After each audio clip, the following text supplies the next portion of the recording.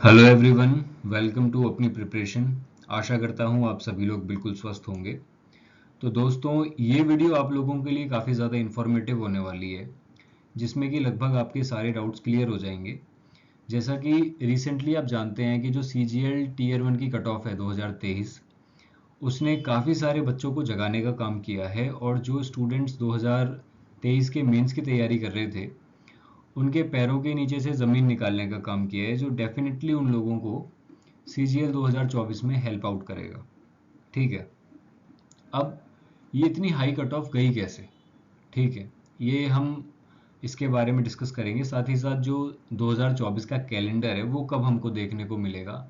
फिर कुछ स्टूडेंट्स ऐसे भी हैं जिनको कि 2024 के CGL में एज कब से ली जाएगी, उस चीज़ को लेके भी उन्हें डाउट है।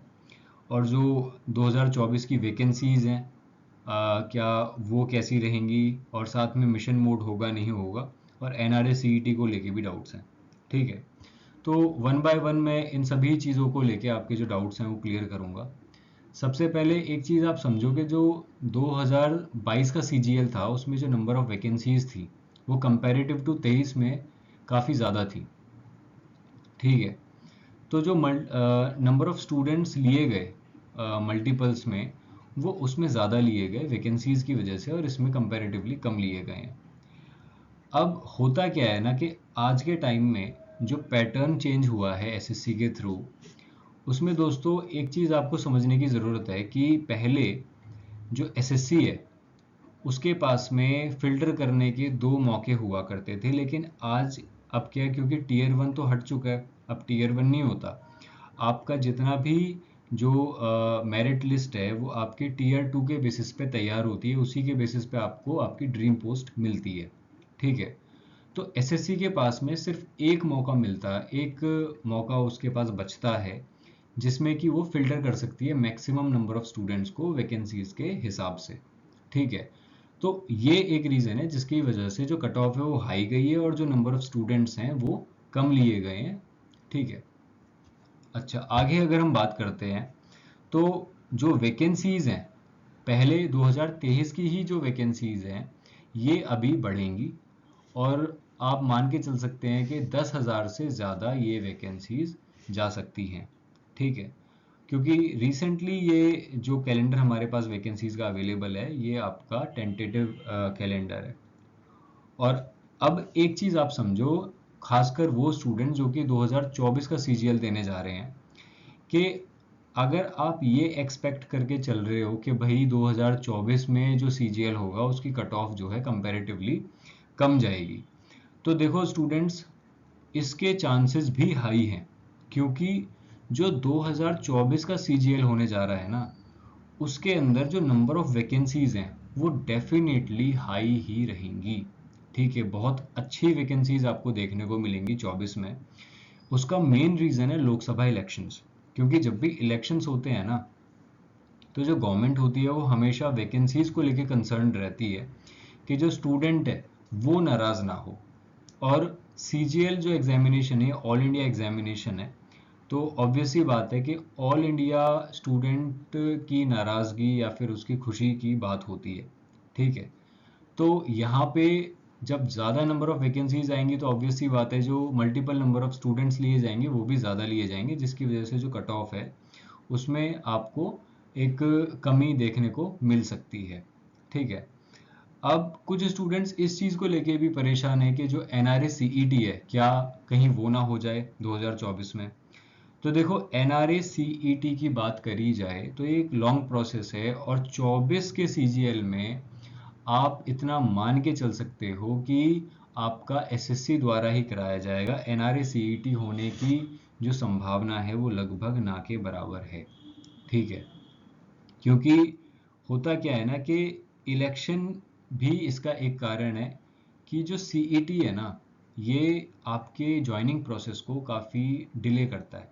ठीक है, कंपैरेटिव टू बैंकिंग वालों को जो ज्वाइनिंग प्रोसेस है उनका बहुत फास्ट होता है।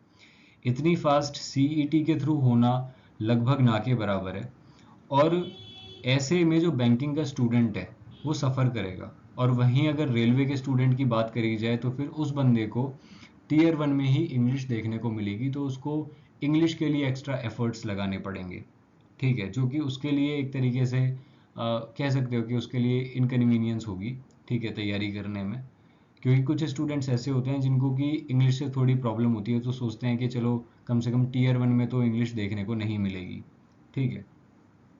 और एक चीज़ आप समझो स्टूडेंट्स कि अगर 2024 में आप लोगों के पास में एक अच्छी अपॉर्चुनिटी है कि हाँ, मिशन मोड पे एग्ज़ाम होगा, अच्छी वैकेंसीज देखने को मिलेंगी, साथ ही साथ में सीधा सीधा एग्ज़ाम है, और ये पता है आपको कि टीयर 2 के बेसिस पे आपकी ड्रीम पोस्ट मिल जाएगी आपको, ठीक है, बिना किसी डिले के। तो फिर इधर उधर भटकने की जगह बेटर होगा ना कि आप उसी एग्जामिनेशन पे पूरी तरह से फोकस करो, ना कि इस चीज़ पे कि जो एनआरए सीईटी है होगा नहीं होगा, ठीक है। ये सीजीएल कराएगा आपका, एसएससी के मतलब एसएससी कराएगा आपका जो सीजीएल है, ठीक है। तो कुछ स्टूडेंट्स इस चीज़ को जानना चाहते हैं कि कैलेंडर कब आएगा, क्योंकि कई तरीके के स्टूडेंट होते हैं। अब वो ये सोच रहे हैं कि कैलेंडर आ जाए तो हमको क्लैरिटी मिल जाएगी कि भाई एग्जामिनेशन कब होगा। तो देखो स्टूडेंट्स, आपका जो एग्जामिनेशन है ना, अभी जो रिसेंटली हमारे पास कैलेंडर अवेलेबल है, उसमें आप देख सकते हो कि जो फेब और मार्च है पूरी तरह ऑक्यूपाइड है एग्जाम्स के थ्रू। उसमें काफ़ी सारे एग्जाम कंडक्ट होंगे, खासकर डिपार्टमेंटल और जीडी कांस्टेबल, ठीक है। उसके बाद आपका इलेक्शन मंथ आ जाता है, अप्रैल मई में इलेक्शन होंगे, और उसके बाद ही आपको जो है सीजीएल का एग्जामिनेशन देखने को मिल सकता है। और खासकर जो जून मंथ है उसी में आपका जो एग्जामिनेशन है वो कंडक्ट होना शुरू हो जाएगा। तो आपके पास में एक सफिशिएंट टाइम है, आप उसको यूटिलाइज करो और अपनी तैयारी में लगे रहो, क्योंकि 2024 में आपको वैकेंसीज जब देखने को मिलेंगी तो आप ज़रूर इस चीज़ को सोचोगे कि मैंने तैयारी अपनी थोड़ी और पहले क्यों शुरू नहीं करी, ठीक है, मैंने क्यों ये टाइम वेस्ट किया, ठीक है।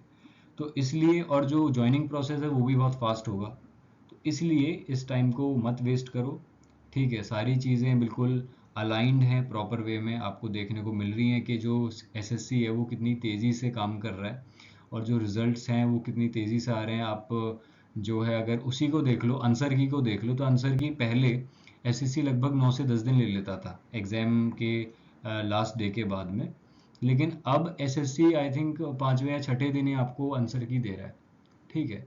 तो इससे ज़्यादा फास्ट आप क्या लोगे, समझ रहे हो आप। तो इसलिए आप फोकस्ड होकर अपनी तैयारी करो। और जिन बच्चों को इस चीज़ को लेके डाउट है कि भाई जो एज है वो कब से मतलब ली जाएगी, तो आप मान के बिल्कुल चल सकते हैं कि जो एज रेकनिंग डेट है आपकी वो जनवरी 2024 ली जाएगी, ठीक है। इतना आप मान के चल सकते हो, ठीक है। क्योंकि अगर उसका नोटिफिकेशन आपका जैन के लास्ट तक भी आता है, तो ऑब्वियस सी बात है कि जो है जैन स्टार्टिंग से उसकी जो क्या कहते हैं एज है वो ली जा सकती है, बिल्कुल। तो अब आप इधर उधर ना अपना टाइम वेस्ट करें और अपने उस पर फोकस करें। कोई भी अगर आपको डाउट है इसके अलावा भी, तो आप बिल्कुल कमेंट सेक्शन में मुझे बता सकते हो, उसके ऊपर फिर मैं अलग से एक वीडियो बना दूंगा, ठीक है। So thank you so much students, और ऑल द बेस्ट। अब तैयारी शुरू कर दो।